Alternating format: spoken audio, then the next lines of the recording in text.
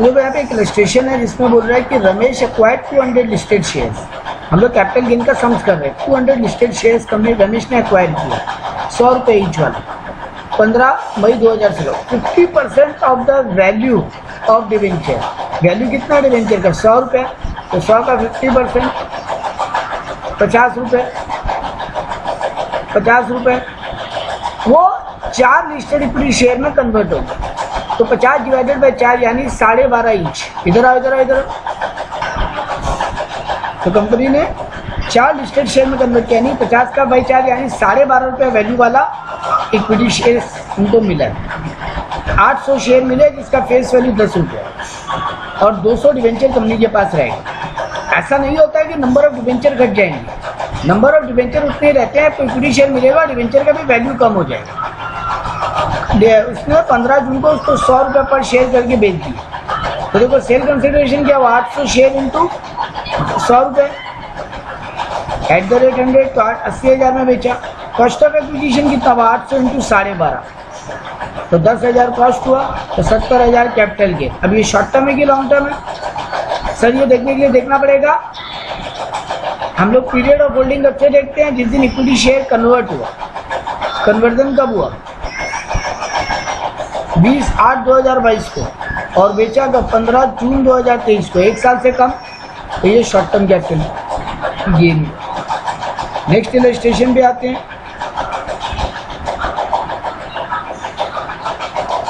यहाँ पे एक इलस्ट्रेशन है जो बोल रहा है कि Ashok private limited has been converted into an LLP और 1 अप्रैल 2023।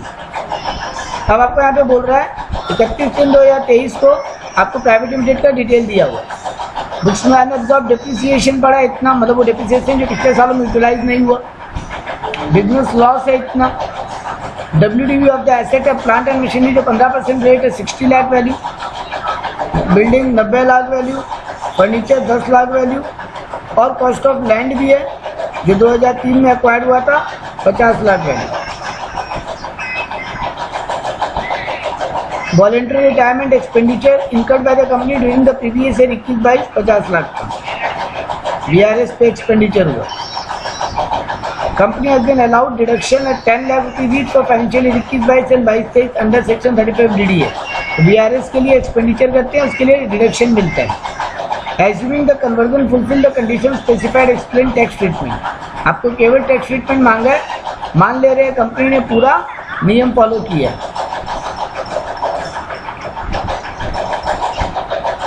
तो देखो क्या बोला, LLP would be able to carry forward set off and unabsorbed depreciation।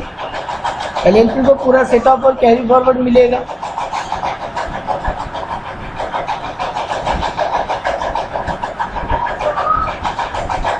LLP को पूरा कैरी फॉरवर्ड मिलेगा अनअब्जॉर्ब डेप्रिसिएशन एंड लॉसेस का। इसके अलावा क्या बोला है? However, if any subsequent year any previous year 2024-25 the LLP failed to fulfill any condition तो उनका वो सेटअप डेप्रिसिएशन को क्लेम नहीं मिलेगा। तो ये तो टाइम पास का बात हो गया, थ्योरेटिकल बात होगी। जिनको कैरी फॉरवर्ड मिलेगा लेकिन अगर कभी कंडीशन ब्रेक करे तो वो कैंसिल हो जाएगा। एग्रीगेट डेप्रिसिएशन कितना है बुक्स में? तो देखो 60 लाख का प्लांट एंड मशीनरी है जिसमें 15% डेप्रिसिएशन है, मतलब 9 लाख। बिल्डिंग पे 90 लाख का 10% यानी 9 लाख और फर्नीचर पे 10 लाख पे 10% यानी 1 lakh. In this case, since the LLP conversion took place on 1/4/2023, the entire depreciation is allowable in the hand of LLP. Had the conversion taken place on date 1/7/2023, the depreciation shall be apportioned between the company and the LLP in proportion is the number। क्योंकि 1 अप्रैल को यानी पहला ही दिन conversion हो गया तो 31 मार्च को balance sheet बना, अगले दिन कन्वर्जन हो गया। लेकिन अगर मान लो बीच ईयर में कन्वर्जन होता तो थोड़ा दिन तो कंपनी भी रहा, मतलब तो कंपनी को उसका भी डिप्रिसिएशन मिलता, तो फिर उसको बंटवारा करना पड़ता मंथली बेसिस पे। यहाँ करना नहीं पड़ेगा।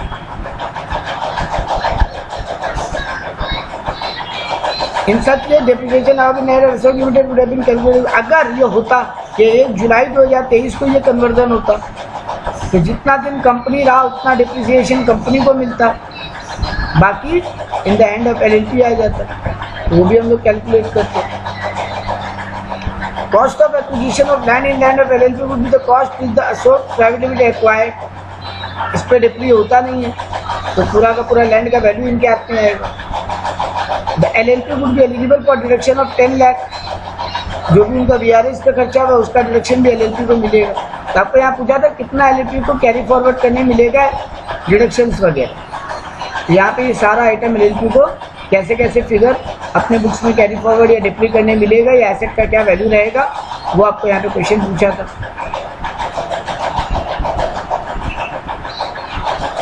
ये वो है जो बैंक के पास प्रॉपर्टी गिरवी रखने वाला सेक्शन पढ़े थे हम लोग। बैंक के पास प्रॉपर्टी गिरवी रखने वाला, ओल्ड एज पीपल है, बैंक के पास प्रॉपर्टी अगर गिरवी रख दे और उस पर इंटरेस्ट आता रहे उनके पास, और उस इंटरेस्ट से वो लोग अपना खर्च चलाते रहे। ये वही था। तो mister Abhilekh father who is a senior citizen pledge his residential house to the bank under 25 reverse mortgage वाला स्कीम का बात हो रहा है। He was getting loan from the bank in monthly installment, और बैंक से मंथली इंस्टॉलमेंट पे उसको पैसा मिल रहा था। Mister Abhilekh father did not repay the loan on maturity and gave possession of the house to the bank to discharge his loan. Maturity में loan तो चुका नहीं पाते, रिवर्स मॉर्गेज में लोन तो चुका नहीं पाते। ओल्ड एज पीपल, उनके पास कहाँ से पैसा आएगा, तो वो रिपे नहीं कर पाए, तो प्रॉपर्टी बैंक के पास चला गया। तो बताओ लॉन्ग टर्म कैपिटल गेन कितना लगेगा रिवर्स मॉर्गेज ट्रांजेक्शन। तो यहाँ पे रूल क्या बोलते हैं, any transfer of capital asset in a transaction of reverse mortgage under the scheme made by central government shall not be considered as a transfer. इसको transfer नहीं मानते और इस पर कैपिटल गेन नहीं आएगा। Accordingly, the transaction made by Abhilekh father will not be regarded as transfer. No capital gain will be charged on such transaction, provided that the amount received by the senior citizen as a loan, either as a lump sum or installment. कैसे भी उनको loan का पैसा मिला है, कोई फर्क नहीं पड़ता, रिवर्स मॉर्गेज एग्जम्प्टेड हो जाएगा। लेकिन बैंक जब उसको बेचेगा तो बैंक को तो कैपिटल गेन देना पड़ेगा। बैंक उस लोन को रिकवर करने के लिए एसेट बेचेगा तो बैंक को कैपिटल गेन देना पड़ेगा। तो ये कुछ थ्योरेटिकल क्वेश्चन था।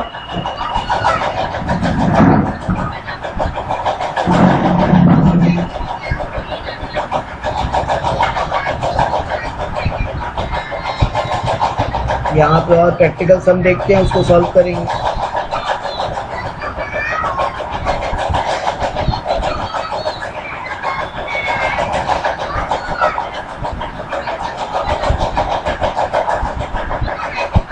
Rana invested ₹80,000 in the purchase of gold ornament on 4/8/1994. He holds the gold ornament as investment. Market value of 1/4/2001 है 1,60,000। कितना में लिया था? 80,000 में। 2001 का वैल्यू है 1,60,000। तो भी केवल हायर लेगा वो, क्योंकि कॉस्ट ऑफ एक्विजिशन क्या लेते हैं, 1/4/2001 के पहले के प्रॉपर्टी का 1/4/2001 का मार्केट वैल्यू और cost which higher. On 12/1/2022 he started a business of dealing in jewelry and converted his holding into stock. उस एसेट को स्टॉक बना लिया।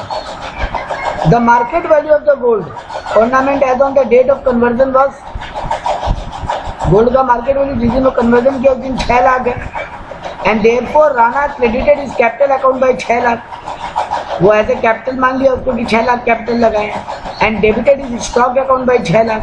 वो अपना बैलेंस शीट बनाया जहाँ कैपिटल 6 लाख दिखा दिया और स्टॉक दिखा दिया 6 lakh. Gold endowment are now reflected in the business of Rana as a stock in trade. अब वो स्टॉक में दिख रहा है।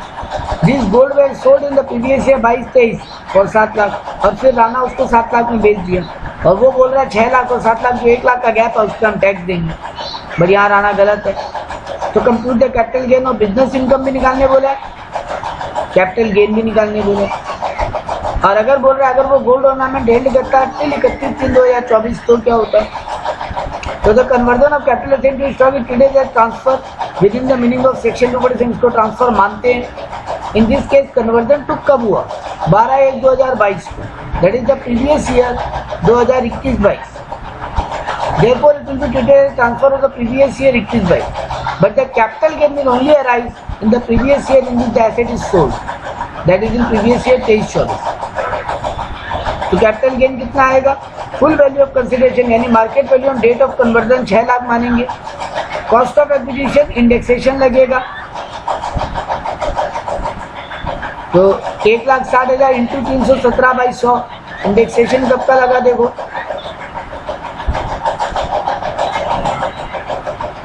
इंडेक्सेशन लगा 21-22 का, जिस ईयर में कन्वर्ट हुए, तो इंडेक्सेशन कन्वर्ट ईयर का लगा 1,60,000।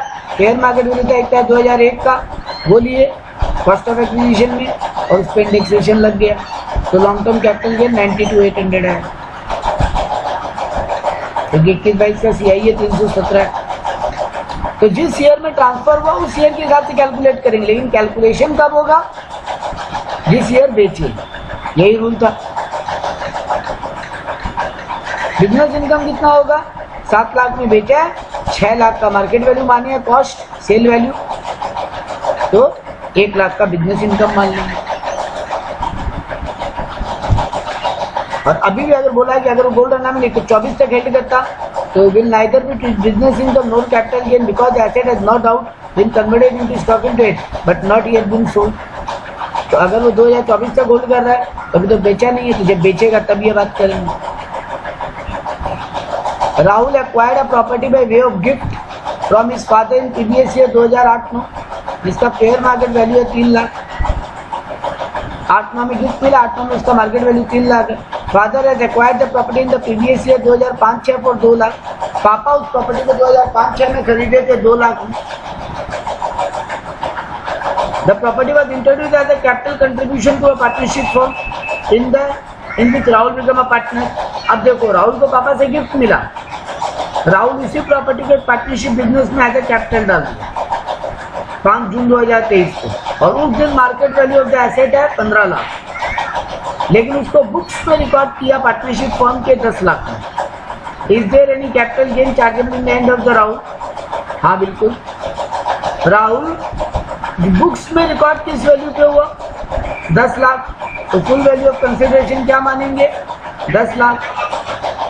और प्रीवियस ईयर का कॉस्ट ऑफ एक्विजिशन देखते हैं, तो उसके पापा एक्वायर किए थे 2005-6 में 2 लाख में, तो into current year index divided by 2005-6 का इंडेक्स 2 लाख के साथ मल्टीप्लाई करेंगे। ये देखो 2005-6 का इंडेक्स क्या था?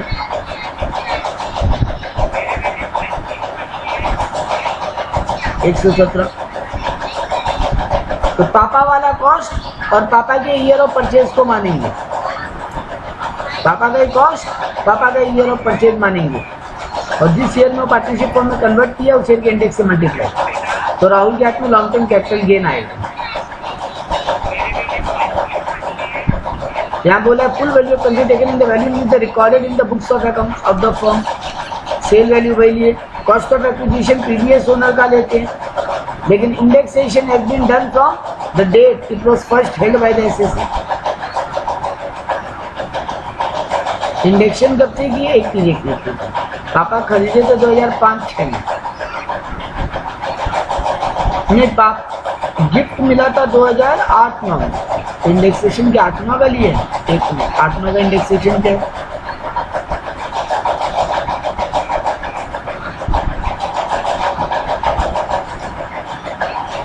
का इंडेक्सेशन तो 157। हाँ, तो इंडेक्स भी वहीं से ले रहे हैं, इंडेक्स भी वहीं से ले रहे हैं, यहाँ रॉन्ग लिखा है, इंडेक्स भी वहीं से ले रहे हैं। 317 तो लिए, 117 तो लिए, ठीक है। यहाँ पे थोड़ा सा गड़बड़ लिखा है।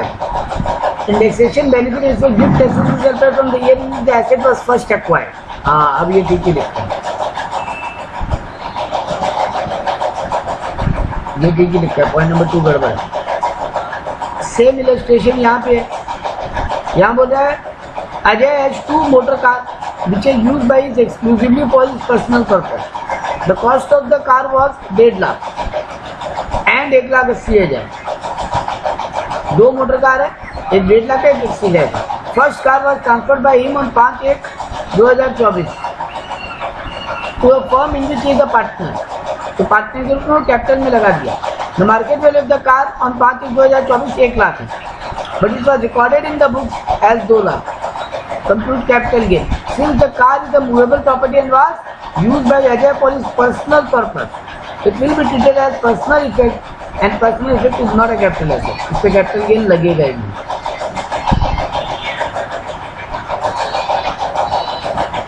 अच्छा, यहाँ बोला है कि अगर वो फर्स्ट कार को स्टॉक इन ट्रेड में कन्वर्ट करता तो क्या आपका आंसर बदलता? नहीं, आंसर नहीं बदलता, क्योंकि अगेन वो पर्सनल इफेक्ट का सामान है और वो किसी भी फॉर्मेट में कन्वर्ट हो, लेकिन उसको कैपिटल एसेट माना ही नहीं है।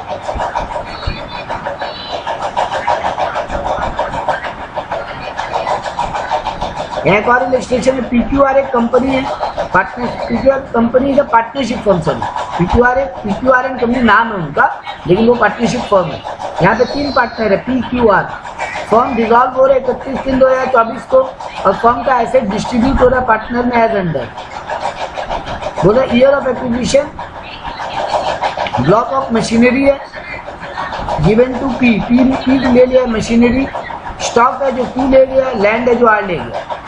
कॉस्ट ऑफ एक्विजिशन 12-13 का पहले मशीन का बता रहे, इसका कॉस्ट है 7,20,000, मार्केट वैल्यू 31/3/2024 को 5 लाख है और WDV बुक्स में 4,40,000 खरीदे थे 720 में, WDV आज के दिन 2,40,000 और पार्टनर को दिया गया है 3 लाख में। 1/4/2001 का मार्केट वैल्यू नहीं, जरूरत भी नहीं। ये 2018-19 में स्टॉक 18-19 का है, 4 लाख उसका कॉस्ट है, मार्केट वैल्यू 5 लाख है, पार्टनर को दिया गया 4,10,000 में, उसका कोई WDV नहीं हो सकता, स्टॉक का WDV नहीं होता। तो 99,2000 का लैंड है, इसीलिए देखो उसका 1/4/2001 का वैल्यू दिया है। 90,000 और 1,40,000 दोनों में से विचेवर इज हायर कॉस्ट लेंगे अपने। मार्केट वैल्यू उसका 5 लाख है, पार्टनर को 3 लाख में दिया गया। तो बोला computer capital gain in hand of firm और असेसमेंट दिए 23-24। पहले सॉल्व किया मशीन के लिए short term capital gain, sale consideration कितना माना इन the books? 5 lakh. 5 lakh sale consideration माना, मार्केट वैल्यू जो है वही सेल कंसिडरेशन होगा। जब एसेट पार्टनर को मिले तो बुक वैल्यू नहीं, ट्रांसफर वैल्यू नहीं, मार्केट वैल्यू लेते और उसका कॉस्ट ऑफ एक्विजिशन तो WDV जो है वही लेंगे बिजनेस की नज़र में। तो 60,000 का short term capital gain. Depreciable asset जब भी होता है उसको शॉर्ट टर्म कैपिटल गेन ही आता है। स्टॉक पे बोला market value 5 lakh, book value of the stock 4 lakh, तो वो माइनस करेंगे इसका कॉस्ट, तो PGBP इनकम आएगा 1 लाख। स्टॉक है ना, स्टॉक पे कैपिटल गेन नहीं लग सकता। फिर आया लैंड बोला सेल कंसिडरेशन 5 लाख, लैंड पे बोला सेल कंसिडरेशन 5 लाख क्योंकि मार्केट वैल्यू सेल कंसिडरेशन मानते हैं। इंडेक्सेशन लगेगा 1,40,000, इसका 1/4/2001 को वैल्यू एक्चुअल हाइड लेते हैं, 90,000 कॉस्ट है, 1/4/2001 को 1,40,000 है और उस पर इंडेक्स अप्लाई किए, डिवाइडेड बाई 100, 2001 का indexation multiply by current year indexation, तो जो कैपिटल गेन आया वो लॉन्ग टर्म आ गया।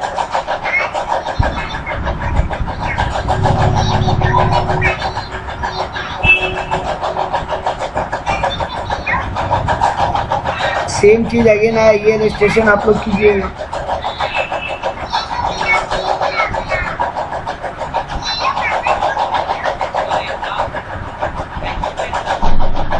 जनता जनार्दन ये वाला आपने किए थे, स्लम सेल वाला आई थिंक ये, स्लम सेल वाला मेरे उस PDF में किया हुआ इलस्ट्रेशन नोट्स एक्सप्लेन वाले PDF में।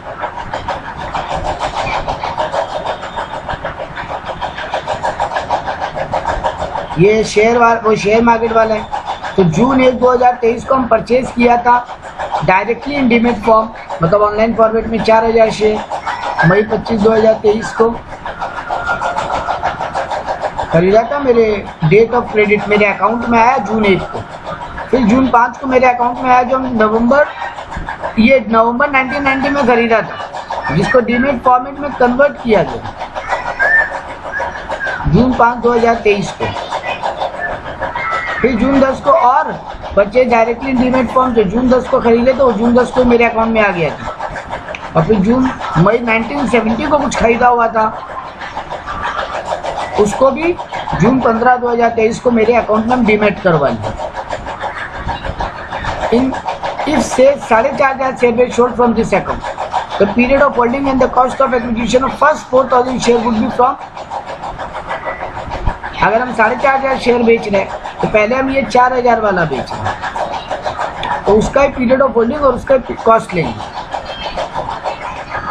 मेरे 500 शेयर जो है वो 1990 में जो आया था वो बिक रहे हैं, क्योंकि हम फीफो मेसिस फॉलो करते हैं। पहले मेरा वो पुराना 4000 शेयर बिकेगा और फिर नया वाला जो डीमेट अकाउंट में यहाँ पे डीमेट अकाउंट में जब जब शेयर घुसेगा उस डेट को पकड़ के चलते हैं। तो पहले जून 1 वाला बिकेगा, फिर जून 5 वाला में से बिकेगा, क्योंकि फीफो मेथड है। तो हमको कॉस्ट और पीरियड ऑफ होल्डिंग वैसे ही देखना पड़ेगा, कौन सा लॉन्ग टर्म कौन सा short term.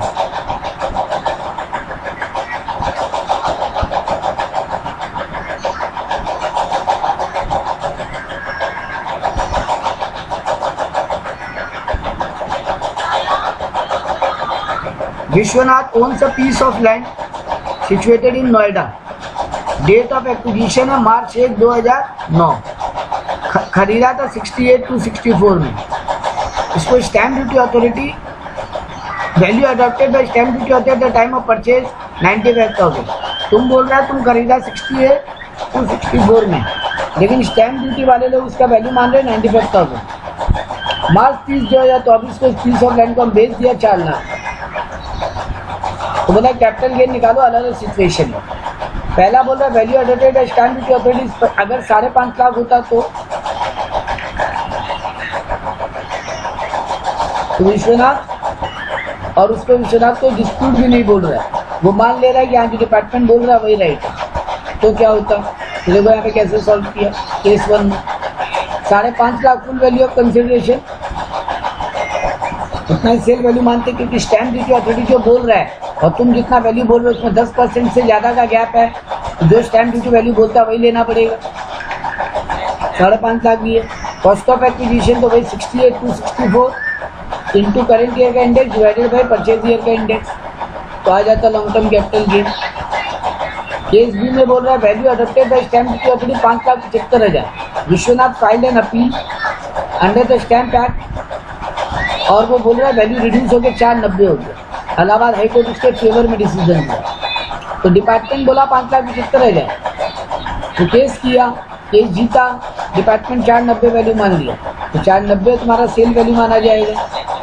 Index cost of acquisition तो वही होगा, तो तुम्हारा लॉन्ग टर्म कैपिटल गेन आ जाएगा। नेक्स्ट बोला third case value adopted by stamp duty authority 5,60,000।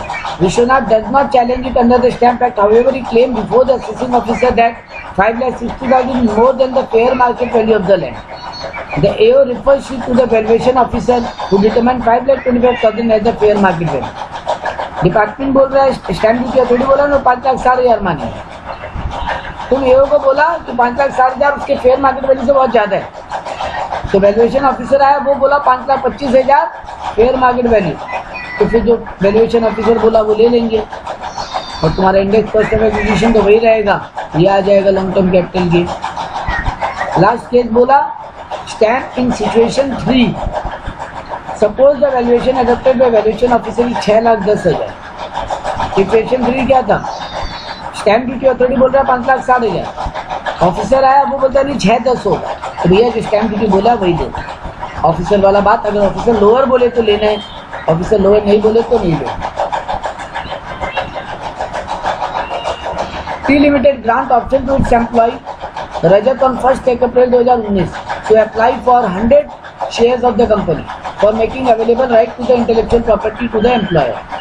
तो ESOP के नाम पे इसको 100 शेयर का ऑप्शन मिला। प्री डिटरमाइंड प्राइस कंपनी रखा है 150 रुपये पर share with due of vesting to the option being 1 April 2021। 10/2021 तक तुम्हारे पास टाइम है, तुमको तब तक जॉब में रहना पड़ेगा। सॉरी, वेस्टिंग पीरियड क्या होता है, तुमको उतना दिन तक जॉब में रहना पड़ेगा, और एक्सरसाइज पीरियड मतलब जिस दिन वो ऑप्शन ऑन हो गया उससे कितना दिन तक वो ऑप्शन ऑन रहेगा उसके बाद लैप्स। तो एक्सरसाइज पीरियड है 1 अप्रैल 2021। अच्छा, उस दिन एक्सरसाइज भी कर लिया, यानी एक्सरसाइज पीरियड 1 अप्रैल 2021 से 31 मार्च 2024 तक, यानी 2024 तक वो कभी भी बाई कर सकते। तो देखो 2019 में रजत जॉब ज्वाइन किया, तब कंपनी बोला 100 शेयर देंगे 150 रुपये में खरीदने का मौका।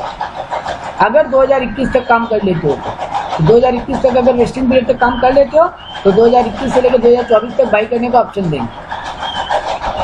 रजत एक्सरसाइज इस ऑप्शन ऑन 31 मार्च 2023 को एकदम ठीक ले लिया और फिर ये शेयर को बेच भी दिया। अच्छा, शेयर उसको अलॉट हुआ है 13 जून 2023। 13 जून 2023 को। फेयर मार्केट वैल्यू तुमको अलग अलग डेट का बताया। 1/4/2019 जिस दिन वो ऑप्शन ईशॉप का बात आया था 470 रुपये दाम था उस दिन बाजार में। 1/4/2021 जिस दिन वेस्टिंग पीरियड खत्म हो रहा है 890 दाम था। 31/5/2023 जिस दिन वो ऑप्शन को लिया है उस दिन 1250 वैल्यू है। और 13 जून 2023 जिस दिन उसके अकाउंट में शेयर आया उस दिन 1470 वैल्यू। 31/12/2023 को Rajat gifted 25 share to his brother and sold value share at market price of 21,280 per share. 25 share रजत अपने भाई को गिफ्ट कर दिया, बाकी शेयर मार्केट में बेच दिया। तो बताओ रजत कैप में कितना वैल्यू परक्यूजिट के रूप में टैक्सेबल होगा और कितना कैपिटल गेन। तो पहले कैपिटल गेन का बात, परक्यूजिट का बात की है। Fair market value of such asset on the date on the option is exercised. जिस दिन तुम ऑप्शन एक्सरसाइज किए उस दिन का फेयर मार्केट वैल्यू से मतलब है। तो 1250 इंटू 100 1,25,000 का फेयर मार्केट वैल्यू है। Less actual amount paid by the SSC. SSC को तो 150 इंटू 100 ही देना पड़ा, मतलब वो 15,000 दिया। तो वैल्यू ऑफ परक्यूजिट 1,10,000। जितना मैं एक्सरसाइज किया माइनस जितना रुपया उसको कंपनी को देना पड़ा वही उसका परक्यूजिट हो गया। अब आ जाओ कैपिटल गेन पे। तो 2180 में 100 शेयर कितना बेचा?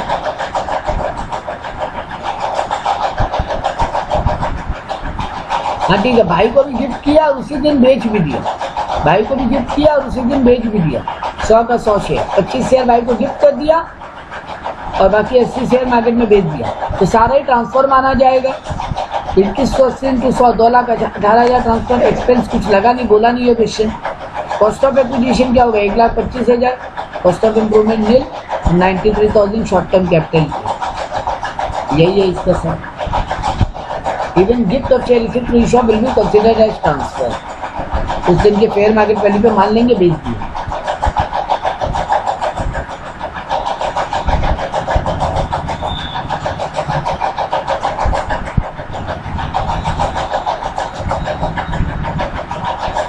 नेक्स्ट यहाँ पे एक इलस्ट्रेशन है। हर्ष 28 ईयर्स का है, रेसिडेंट इंडिविजुअल। 24-25 में ये था following income. Long term capital gain कमाया 33,000 का, अदर इनकम कमाया 2,27,000 का, नेट इनकम कमाया 2,60,000 का। In this case long term capital gain chargeable to tax will B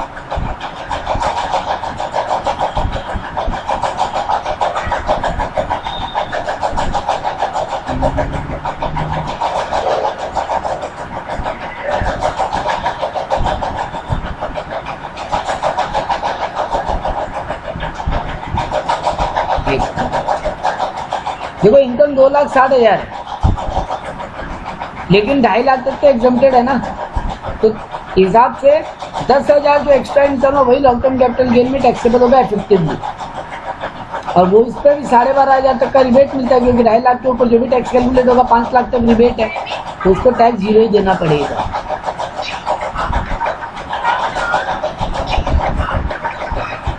Mr. A convert his capital asset acquired for an amount of 50,000 in June 2009 into stock in trade. Capital asset को stock in trade में convert किया in the month of November 21। Fair market value of the asset on the date of conversion is 4.5 lakh. जिस दिन convert कर दिया उस दिन fair market value 4.5 lakh. Stock in trade was sold for an amount of 6,50,000 और उस stock को फिर 6.5 लाख में बेच दिया in the month of September 2023। बताओ टैक्स ट्रीटमेंट क्या होगा? आपको अलग अलग फाइनेंशियल ईयर का कॉस्ट ऑफ इंडेक्सेशन भी दिया होगा। तो capital gain on the sale of capital asset converted into stock in trade taxable in the given case. It arise in the year of conversion but taxable only in the year of जिस दिन stock in trade बेचे। Conversion जिस दिन के उस दिन capital gain लगेगा, लेकिन लगेगा कब? कैलकुलेशन उस दिन के हिसाब से होगा, लेकिन लगेगा जिस साल बेचे।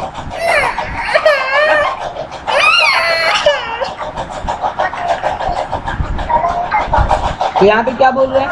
Profit on gain from business and option क्या होगा? वो तो नॉर्मल है, 6.5 लाख में बेचा स्टॉक को और वो स्टॉक उसके बुक्स में आया, मार्केट वैल्यू उस दिन 4.5 लाख है, तो वही 4.5 लाख उसको cost of stock in trade हो जाएगा। तो 2 लाख का स्टॉक में बिजनेस इनकम कमाएगा। लेकिन कैपिटल गेन का क्या होगा? जिस साल बेचा उसी साल टैक्सेबल होता है कैपिटल गेन भी। तो फुल वैल्यू में उसका कॉस्ट सेल वैल्यू मान लेंगे, कन्वर्जन वैल्यू मान लेंगे 4.5 लाख, और 50,000 रुपया का वो स्टॉक था एक्चुअली में, यहाँ पे लिखा हुआ है रेशन में, स्टॉक डेट का बताएंगे अंदर, उस पर इंडेक्सेशन लगा देंगे।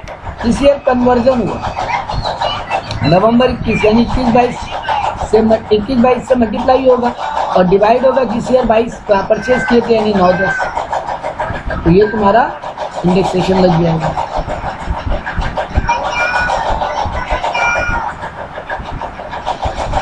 जैसे यहाँ बोला miss Usha purchase 1000 equity share of x limited at a cost of 30 पर शेयर, जिसपे ब्रोकरेज भी लगा 1%, जनवरी 1998 में खरीदा था। She get 100 bonus share, company उसको फ्री में 2001 में बोनस शेयर भी दिया। She again get 1100 bonus share, फिर दोबारा बोनस शेयर मिला फरवरी 2009 में और 1100 शेयर का। Fair market value of the share is 1 अप्रैल 2001 को दिन फेयर मार्केट वैल्यू 80 रुपये, cost 30, purchase cost 30, fair market value 1/4/2001 का 80, रिकवरीज हाइड लेते हैं। इन जनवरी 2023 से transfer all the share for 200 रुपये पर शेयर और ब्रोकरेज भी लगा 2%। बोल रहा है उसका कैपिटल गेन कंप्यूट करके बताओ तुमको सब ईयर का कॉस्ट ऑफ इन्फ्लेशन यानी कॉस्ट ऑफ इंडेक्सेशन भी है। तो देखो 1000 शेयर सेल प्रोसीड क्या होगा, देखो कितना शेयर उसके पास आ गया, 1000 पहले से था, 100 और मिला 1100 और फिर 1100 और मिला, मतलब उसके पास 2200 शेयर है। उसमें से ये जो 1000 शेयर है यही वो एक्चुअली में खरीदा, बाकी तो फ्री में मिले, बाकी तो फ्री में मिले। तो सेल प्रोसीड क्या होगा, 1000 शेयर 200 रुपया करके बेचा 2 लाख में, ब्रोकरेज दिया 2% सेल पे तो 4000 माइनस नेट सेल कंसिडरेशन आ जाएगा। इंडेक्स कॉस्ट ऑफ एक्विजिशन क्या होगा, मार्केट वैल्यू और cost of purchase whichever is higher on 1/4/2001 80 रुपये लिए into 1000 share divided by 100 into current year का इंडेक्स, तो लॉन्ग टर्म कैपिटल गेन आ गया।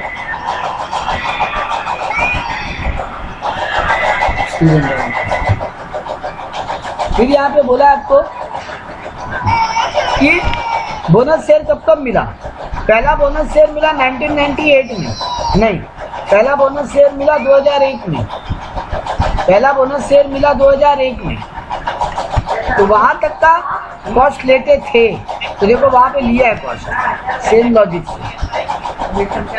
लेकिन जो बोनस शेयर 2009 में मिला है उसका देखो cost of index cost of acquisition मिल रही, उसका कॉस्ट ऑफ एक्विजिशन मिल रही, तो ये कंसेप्ट था। हम यहाँ पे रोक रहे हैं, बाकी रिमेनिंग हम नेक्स्ट क्या बोलते हैं वीडियो में आपको रिमेनिंग सम भी सॉल्व करना है।